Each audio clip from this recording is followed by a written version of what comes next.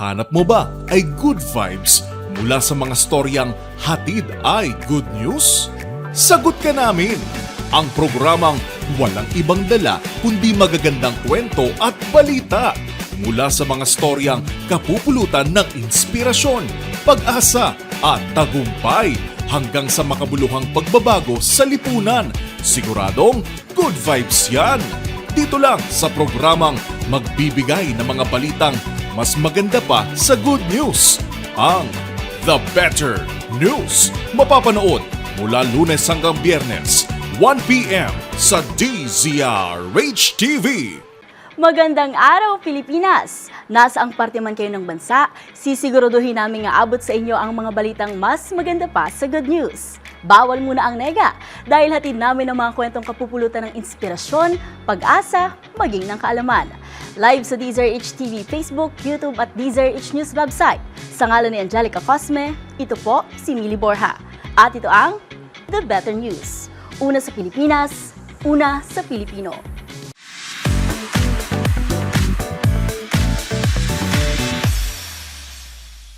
Para sa ating unang Better News ngayong araw, sa patuloy na pag-usbong ng digital world, target ng Department of Information and Technology ang makapagbigay ng mahigit 8 milyong trabaho pagdating ng taong 2028, kung saan layo nitong lumawak at lumago ang digital economy ng bansa kasabay ng pagpapalakas ng ating internet connectivity.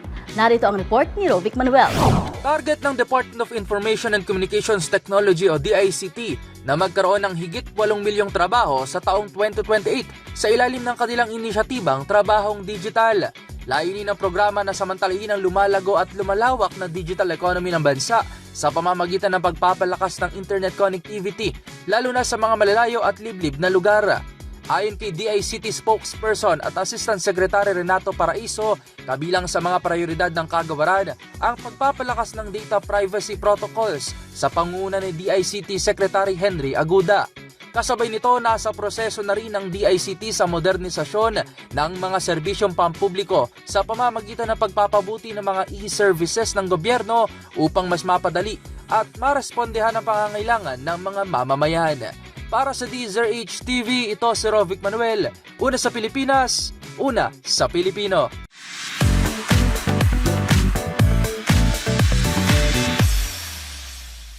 Magkakaroon ng facial recognition system ang Ninoy Aquino International Airport sa loob ng 6 na buwan. Yan ay ayon kay Pangulong Bongbong Marcos. Sa ilalim ng planong modernisasyon, hindi na kailangan magpakita ng ID ang mga pasahero. Mukha na lang i-scan para sa kanilang pagkakakilanlan. Layo nito na pabilisin ang proseso at bawasan ang pila sa paliparan. Narito ang report ni Rose Babiera. Planong ipatupad ang facial recognition technology sa Ninoy Aquino International Airport o NAIA bilang bahagi ng modernisasyon at pagpapabuti ng serbisyo sa paliparan, ayon kay Pangulong Ferdinand Marcos Jr.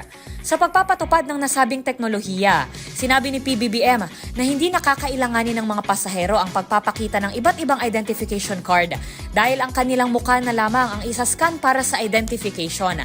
Layunin din ng sistemang ito na maibsan ang matagal at mahabang pila ng mga pasahero sa paliparan. Inaasahan naman na mapapatupad ang facial recognition sa bansa sa loob ng 6 na buwan. Para sa DZRH TV, ito si Rose Babiera. Una sa Pilipinas, una sa Pilipino.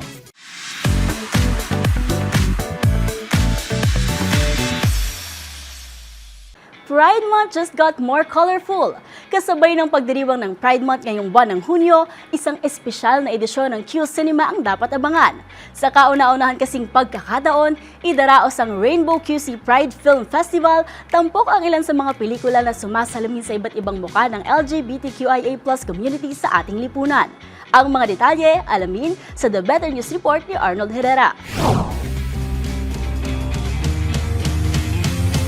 Formal nang inilunsad ng Q Cinema ang opisyal na film festival ng Quezon City, ang kauna-unahan nitong Rainbow QC Pride Film Festival bilang pagdiriwang sa Pride Month ngayong Hunyo.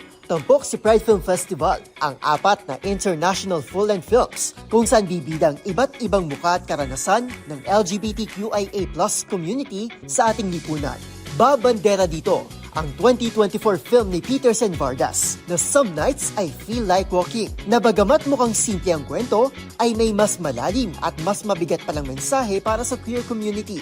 Kasama nito sa lineup ang American film na The Wedding Banquet, Cocoon mula Germany, at Consequences mula Slovenia. Hindi rin magpapahuli ang 5 QC Rainbow Short Films. Tampok ang mga kwento ng pagmamahal sa parehong kasarian na may anggulo ng relihiyon, siyensya at may pagka-dystopian din. Kabilang dito ang A Catholic Schoolgirl, Water Sports, Microplastics, gayon din ang Abutin Man Tayo ng House Lights at River That Never Ends. Nakatakdang umere ang Pride Film Festival sa loob ng 3 araw mula June 25 hanggang June 27 sa Gateway Cineplex 18 Cinema 12 sa Cubao, Quezon City.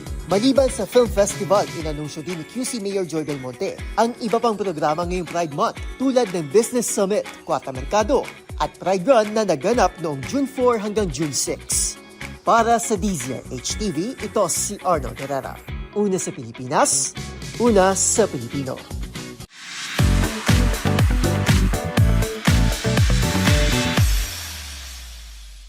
Binuksan na ang pinakabagong community space na Foro de Intramuros sa Manila. Dito tampok ang iba't ibang heritage at modern designs na likha ng ilan sa mga natatanging Pinoy crafts at good news dahil admission is free. Narito ang report ni James Galange. Pinangunahan ni First Lady Luis Araneta Marcos ang inaugurasyon ng pinakabagong community space sa kinilalang walled city of Manila, ang Intramuros. Ito ay tatawaging Foro de Intramuros kung saan maaaring pagdarausan ng iba't ibang community events gaya na lamang ng kakabukas lang na likha exhibit ng Department of Tourism o DOT. Tampok ang iba't ibang Filipino arts and designs na libreng masisilayan ng publiko. Natapos ang konstruksyon nito noong nakaraang taon kung saan dati itong kinatatayuan ng dating Ateneo de Manila University, ngunit nasira ng masunog ito noong 1932 at nang mangyari rin ang Battle of Manila noong namang 1945 hanggang sa napagdesisyon ng gibain ito noong dekada 80. At sa ilang taon, ito'y nasa ilalim ng pangangalaga ng Intramuros Administration na dati nang pinagdarausan ng iba't ibang exhibits at tourism campaigns. Ngayon, opisyal na itong kinikilala ng pamahalaan kung saan makikita pa rin ang ilan sa mga lumang fasad ng dating nasabing paaralan. Para sa DZRH TV, ito si James Galange, una sa Pilipinas, una sa Pilipino.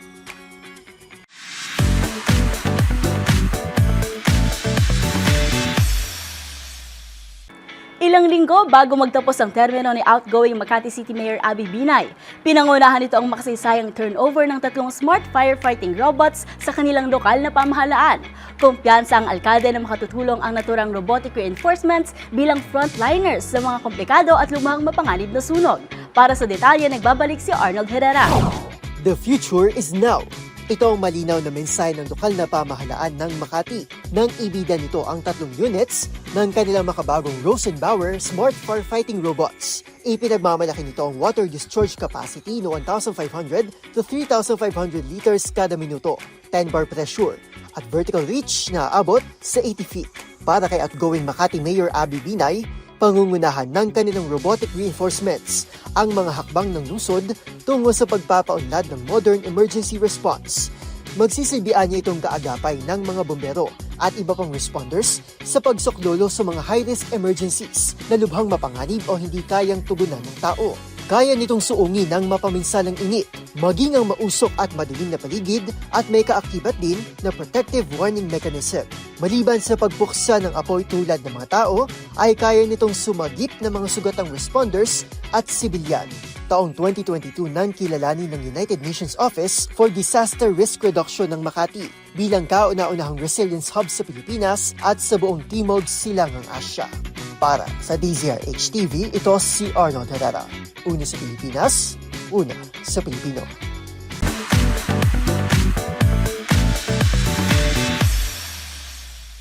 Heads up language learners! Nakatakdang buksan ngayong buwan ang libreng online basic Japanese language class sa pangunguna ng Quezon City Public Library o QCPL. Layo nitong makapagbigay oportunidad sa mga Pinoy na makapag-aral ng wikang Hapon kahit nasa kani-kanilang mga bahay lamang sa online setup nito. Narito ang report ni Rovic Manuel. Muling bubuksan para sa mga nagnanais matuto ng bagong wika ang libreng online basic Japanese language class ng Quezon City Public Library ngayong Hunyo. Ang programang ito na sinimula noong taong 2019 sa pakikipagtulungan ng Jellyfish Education Philippines Incorporated ay naglalayong bigyan ng pagkakataon ng mga Pilipino na matutong magsalita at magsulat sa wikang Hapon ng libre at online. Ang susunod na klase ay gaganapin sa June 19, 2025 mula 1:00 hanggang 3:00 ng hapon via Zoom. Pagkatapos nito, isasagawa ang mga klase isang beses kada buwan tuwing araw ng Huwebes sa mga sumusunod na petsa. July 24, August 14, September 18, October 23 at November 27. Bukas ang klase para sa may mga edad 18 pataas na may sariling laptop, desktop o smartphones na may maayos na internet connection at may Zoom account. Limitado lamang ito sa unang 500 na makakapagparehistro kada klase. Matapos magparehistro, makatatanggap ang mga kalahok ng confirmation email at kinakailangan itong kumpirmahin sa loob lamang ng 24 hours upang masecure ang kanilang slot. Ang mga aprobadong kalahok ay padadalhan ng Zoom credentials para sa naturang klase. Layunin ng inisyatibang ito na mapalawak ang kaalaman ng publiko sa wikang Hapon at magbukas ng mas maraming oportunidad sa paglalakbay, karera at pagpapalalim ng pangunawa sa kultura ng Hapon. Para sa DZRH TV, ito si Rovic Manuel. Una sa Pilipinas, una sa Pilipino.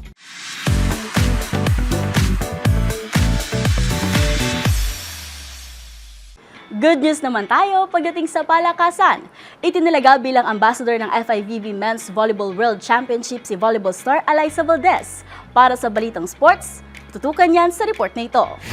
Naglabas ang Philippine Postal Corporation ng isang commemorative seal parangal kay Yumaong Pope Francis bilang paggunita sa kanyang pamana ng pananampalataya, habag at serbisyo sa sangkatauhan. Ayon kay Postmaster General at CEO Luis Carlos, ito ay munting paraan ng PhilPost para parangalan ng isang global na pinunong panrelihiyon na nakaantig sa buhay ng milyong-milyong Pilipino. Ang selyo ay nakasetenant form o magkakakonektang pares na may magkakaibang disenyo. Ito ay sumasagisag sa dual na aspeto ng misyon ni Pope Francis, ang kanyang espiritual na kababaang loob at ang kanyang adhikain para sa kapayapaan, hustisyang panlipunan at pangangalaga sa kalikasan. 20,000 kopya ng selyo ang inilimbag, kasama ang 1,000 official first day cover na may kanilang cancellation postmark at opisyal na petsyas ng paglabas. Naunang naglabas ang PhilPost ng selyo para kay Pope Francis, kabilang ng isang commemorative seal noong kanyang pagbisita sa Pilipinas noong 2015, kung saan bumisita siya sa Tacloban City upang makaisa sa mga biktima ng bagyong Yolanda. Noong 2014, naglabas din ang PhilPost ng selyo bilang paggunita sa unang anibersaryo ng kanyang pagkapapa. Naitalang pumanaw si Pope Francis noong April 21, 2025, matapos ang kanyang panunungkulan bilang ika-266 na pinuno ng Simbahang Katoliko at pinuno ng Vatican mula 2013. Para sa DZRH TV, ito si Mili Borja, una sa Pilipinas, una sa Pilipino.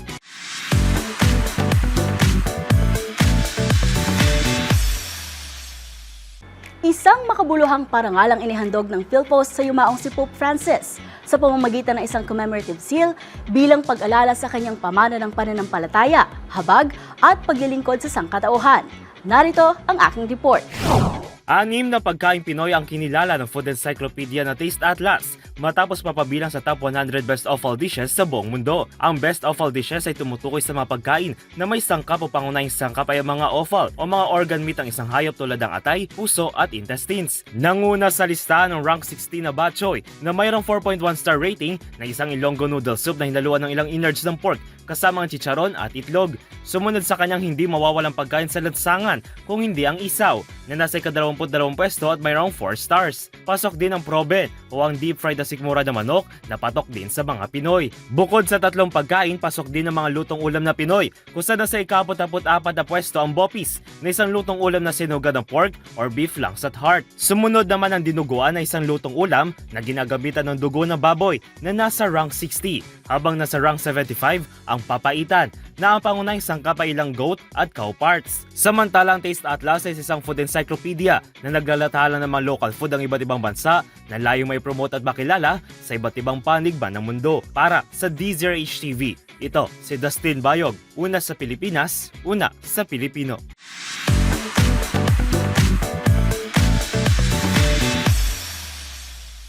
Napabilang sa listahan ng Taste Atlas ang 6 na kilalang pagkaing Pinoy para sa kategoryang World's Best Offal Delicacies. Kasama rito ang kilalang Pinoy dish na bok choy at ang sikat na street food na isaw. Ang mga bumubuo sa listahan, alamin sa report ni Dustin Bayod. Isa na namang malaking karangalan ang nakamit ni Eliza Valdez matapos siyang italaga bilang isa sa mga ambassador ng paparating na FIVB Men's Volleyball World Championship. Kasama ni Valdez sa grupo ng mga lokal na ambassador ang mga kapwa volleyball stars na sina Brian Bagunas at Ea Laure mula sa Alas, Pilipinas. Inanunsyo ang naturang development noong Lunes, 74 na araw bago ang pinakaabangang World Championships. Kasabay rin ito ang pagpapahayag ng pagsasanib puwersa ng Philippine National Volleyball Federation at snack company na Debisco para sa event. Bilang paghanda sa World Championship, magdaraos muna ang PNVF ng Alas Invitationals na gaganapin mula June 10 hanggang 12. Makikipagsagupaan ang national men's team sa mga kupunang Hyundai, Bayangkara ng Jakarta at ang national team ng Thailand. Ito ay isa na namang hakbang sa patuloy na paglago ng volleyball sa bansa, hindi lamang sa women's side, kundi pati na rin sa men's division. Para sa DZRH TV, ito si Mili Borja, una sa Pilipinas, una sa Pilipino.